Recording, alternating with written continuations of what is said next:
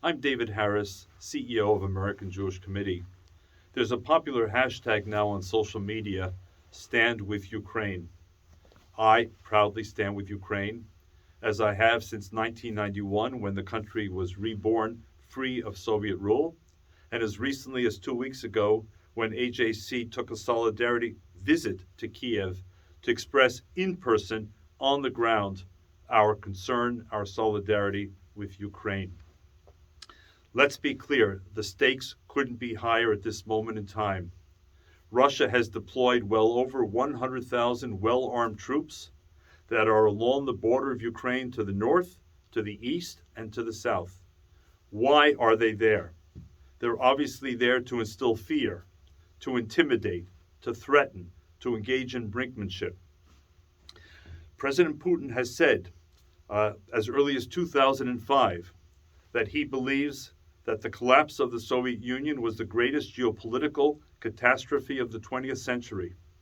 His goal is to reconstitute as much of the so-called Russian sphere of influence as he possibly can, as he has tried to do in Georgia, in Moldova, now in Kazakhstan, in Belarus, and already in parts of Ukraine, including Crimea and Donbass.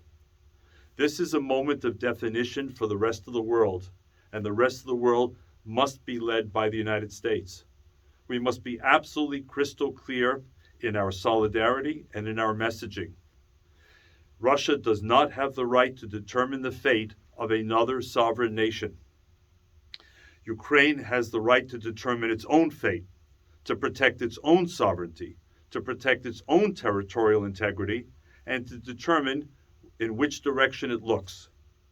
Whatever it decides, Russia's attempt to try and accuse Ukraine of somehow threatening Russia or being a part of Russia and otherwise an artificial country must be rejected for the nonsense that it is. So let's stand together and let's make sure there are no cracks in the wall. We've seen a few from Germany. Hopefully those cracks can be repaired, because any division in the West will be absolutely seen and exploited by the Kremlin. And let's also be clear about one other thing. This is, yes, about the fate and the destiny of Ukraine, but it's also something else. In Beijing, in Tehran, in Pyongyang, North Korea, be assured the leaders are watching this very carefully. They're testing our will, our strength, our resolve, our unity, and we dare not be found wanting. So for us at AJC, it's clear. The hashtag is absolutely right. Stand with Ukraine.